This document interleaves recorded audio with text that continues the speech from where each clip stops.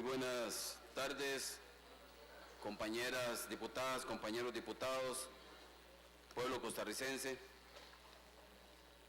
El día de hoy, el tema en discusión es un tema importante de abordar, no sin antes referirnos también a lo que fue el tema que nos motivó hoy a marchar en las calles, que fue el tema de la no violencia contra las mujeres. Hoy día es importante, que nos debe llamar a reflexionar, no solo por lo que representa este día, sino y no menos importante por la época en que estamos, la llamada época navideña. En esta época en donde el licor, los celos y las armas terminan en sangre, en la mayoría de los casos sangre de mujeres.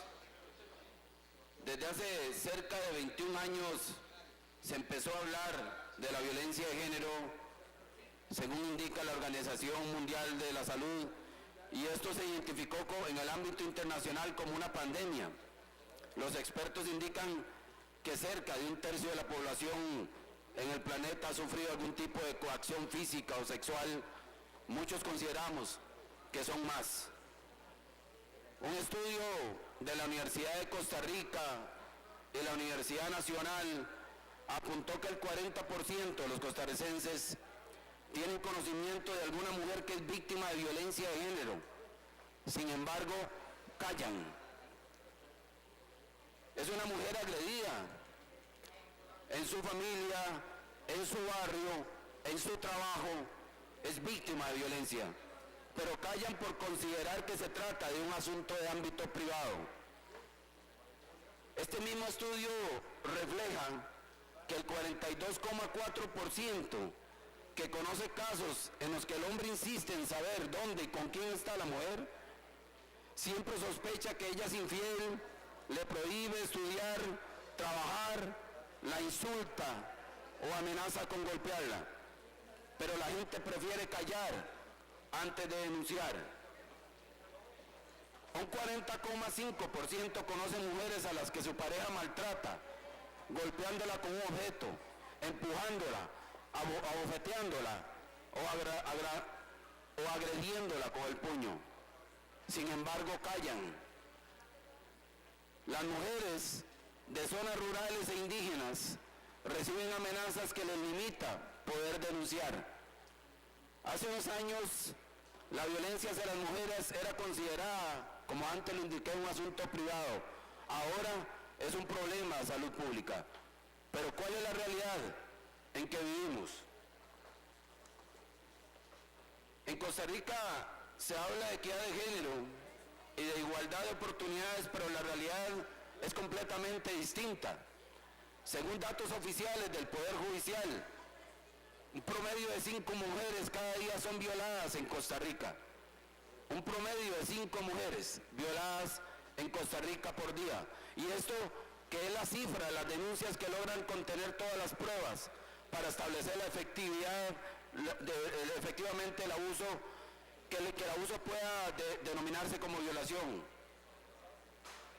En el tema de pensiones alimentarias, los juzgados giran 160.000 órdenes de apremio corporal cada año en contra de los padres irresponsables que de forma inmoral y cobarde abandonan a las mujeres, y solo 300 van a prisión por ese crimen.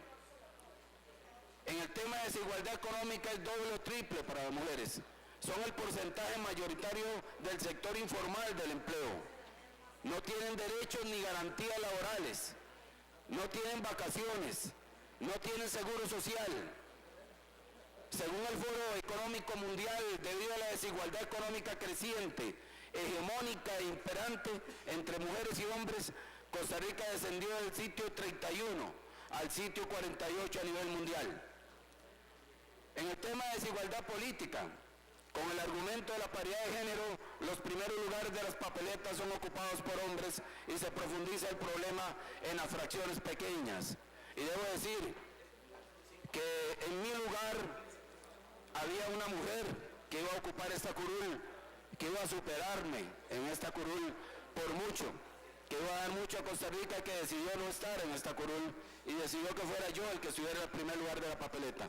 Pero en el Frente Amplio teníamos a una mujer que iba a sustituir mi lugar en este escenario, y que bueno, hemos logrado ser consecuentes en esa línea. También un poco investigando me encontré en la página del INAMU un documento que quiero compartir porque me parece que es nuestro deber darle continuidad a lo que ellos llaman las 5 verdades sobre la violencia hacia las mujeres que son posibles de extraer de esta página. La primera verdad es que se muestra una violencia sexista que se ensaña de manera incuestionable contra uno de los sexos, que son las mujeres. La segunda verdad es que es una violencia que se manifiesta en todos los espacios donde viven las mujeres: el hogar, la comunidad, el trabajo y la calle. La tercera verdad es que evidencian un tipo de delincuencia cotidiana. Todos los días se cometen actos contra las mujeres que son considerados delitos en nuestro ordenamiento penal. Sin embargo, la mayoría de estos delitos quedan impunes y muchas personas aún los toleran y justifican. La cuarta verdad: el control de los cuerpos de las mujeres a través de la violencia sexual es una realidad continuada que aplastante y mayoritariamente sufren las mujeres a lo largo de toda su vida. Son las mujeres quienes encabezan las cifras de víctimas del abuso sexual infantil, los embarazos adolescentes forzados, el hostigamiento sexual en el trabajo, la violación callejera o el matrimonio, la trata y esclavitud sexual. ¿Cuántas denuncias más de escolares y colegialas forzadas a la explotación sexual, por ejemplo, son necesarias para reconocer el carácter depredador de la cultura machista, por ejemplo? La cuarta verdad es que la violencia patrimonial es una manifestación de la violencia que sufren las mujeres, entre ellas la relacionada con las pensiones alimentarias, por el hecho de que son las mujeres quienes asumen mayoritariamente la guarda, la crianza y la educación de sus hijos e hijas. Pero decir guardar la crianza, la educación a sus hijos e hijas es muy fácil en un reglón. Entender qué significa que la mujer tiene que echarse al hombro, llevar la sociedad, porque llevar sus hijos e hijas es llevar la sociedad sobre sus hombros. Eso significa tener que estar vigilantes de cómo se alimentan, de cómo se estudian, de cómo se visten, de cuál es su situación diaria, de cuáles son sus estados de ánimo, pero además de todas esas cosas que en forma resumida lo digo, también tienen que asumir un trabajo, también tienen que llegar tarde, igual que llegan los hombres, que llegamos nosotros los hombres a las casas. Igual tienen que ver cómo hacen con toda la carga que llevamos nosotros los hombres, además de ya la de por sí responsabilidad que tiene con sus hijas e hijos. Pero estamos hablando en el caso de un hijo o hija, pero hablemos cuando son 3, 4 o 5. Aquí podríamos hablar mucho de ese tema, pero creo que hay que desarrollarlo más de 4 líneas. Pero también nos dice esta página de INAMU, y me parece muy importante este texto, nos habla de 3 mentiras sobre la violencia que sufren las mujeres. La primera mentira indica que la violencia que sufren los hombres es igual a la que sufren las mujeres. Pretender negar, minimizar o equiparar el maltrato cotidiano de las mujeres con el de los hombres no solo es una falacia que no resiste la confrontación con los datos, sino que es perverso y cómplice del sufrimiento e incluso muerte que sufren las mujeres. La segunda mentira es que la justicia en Costa Rica está sesgada y está en contra de los hombres. Promover la confusión, generar dudas y especular sobre la realidad de la violencia contra las mujeres es una estrategia para esconder que muchos de estos activistas son realmente hombres que han sido sancionados por problemas de violencia contra mujeres, niños y niñas. Hombres que no desean reconocer las obligaciones que acarrea una sexualidad irresponsable, incluyendo la obligación de aportar a la manutención de los hijos e hijas que han procreado. Como parte de esta estrategia, se pretende cuestionar y delegitimar el sistema de justicia y el régimen de derecho de familia, en el cual se han logrado importantes avances para el reconocimiento de los derechos humanos de sus integrantes, incluyendo a las mujeres y a los niños y a las niñas. Eliminar estos derechos, cuyo reconocimiento es aún incipiente e insuficiente, dejaría libre el camino para que la violencia vuelva a ser un asunto privado, que se dirima al tenor del más fuerte e implica un retroceso de más de 50 años en un país que ha abogado por medirse a partir de los parámetros del humanismo, el civilismo y la democracia. Finalmente, el marco de justicia costarricense tiene como referente los parámetros de derechos humanos incluidos en convenciones y otros instrumentos internacionales refrendados por el país y que implican obligación de cumplimiento por parte del Estado. La tercera mentira: las pensiones alimentarias son de montos exagerados y desproporcionados y son una forma de agresión al hombre. El monto promedio nacional de las pensiones otorgadas asciende a 89.000 colones. 89.000 colones. No solo es insuficiente para atender las necesidades de una persona menor de edad, sino que la mayoría de ellas no se pagan.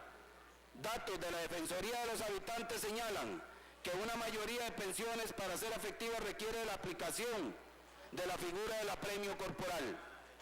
Es, por tanto, otra falacia afirmar que las mujeres explotan a los hombres mediante pensiones millonarias, pero además una burla para los miles de niños y niñas que sobreviven y han sobrevivido a lo largo del tiempo gracias a la incondicionalidad de sus madres y a su trabajo sacrificado, ya sea lavando ajeno, haciendo tortillas o trabajando en una oficina o empresa. La pensión alimentaria es un derecho de todas las niñas y niños que habitan el país, que está reconocido ampliamente en las leyes de nuestro país. Este tipo de afirmaciones tendenciosas, de las cuales hacen eco de manera crítica algunos sectores de la sociedad, pretenden confundir a la opinión pública y ocultar las verdaderas intenciones de eliminar o transformar el régimen de pensiones alimentarias, no para fortalecerlo y mejorar su eficacia, sino para obviar las obligaciones de los deudores alimentarios o traspasarlas al Estado, tal y como pretenden algunos proyectos de ley actualmente en corriente legislativa. En este documento, las compañeras y compañeros hacen una pregunta e indican por qué no hemos logrado erradicar la violencia contra las mujeres. El machismo tradicional y sus versiones modernas son el común denominador y el principal factor que perpetúa la violencia contra las mujeres. El machismo remozado, entre comillas, encuentra apoyo en las corrientes sociales más conservadoras interesadas, ambas en mantener el orden establecido, incluyendo el orden de la desigualdad entre los sexos que requiere la violencia para sostenerlo. Este machismo solapado y muchas veces incuestionado se apropia y manipula valores fundamentales de nuestra sociedad, como el amor y la familia, para buscar apoyo a sus propuestas conservadoras, ocultando la realidad de la violencia que él mismo propicia. Por el contrario, en esta violencia y malos tratos, la ausencia de derechos y de democracia, los que atentan contra la integración de las familias y la integridad de las personas, son estos sectores. Los datos evidencian también que el Estado aún mantiene una deuda histórica con las mujeres para garantizar su seguridad y bienestar. La respuesta lenta, insuficiente o ineficaz es otra forma de agresión contra la mujer que remite a la necesidad de fortalecer las políticas públicas y un compromiso real de todas las instituciones del Estado. Estas palabras van en honor a todas esas mujeres que siguen luchando, van en honor a una madre que tengo, que sacó una familia de más de 11 hijos, que la sacó adelante, que quedó madre soltera. Mi padre murió un 24 de diciembre dejándonos a todos pequeños, dejando un niño, un hermano de 40 días de nacido, y esa madre, mi madre, logró sacar a esa familia adelante y me tiene el día de hoy acá. En honor a mi madre, en honor a mis hijas, en honor a mi compañera y en honor a todas las mujeres acá presentes y del país, decirles que continúen en la lucha y decirles que estas fueron las mejores palabras que encontré que podían adornar el mensaje que quería yo dar de conciencia y de lucha en este plenario legislativo. Seguiremos adelante y seguiremos adelante a la par de estas mujeres luchadoras para lograr que algún día esta sociedad sea justa, equitativa y que ese 50% que equivale a la población de las mujeres en este país puedan llegar a tener los mismos derechos, los mismos salarios y las mismas oportunidades en Costa Rica. Muchas gracias, compañera presidenta.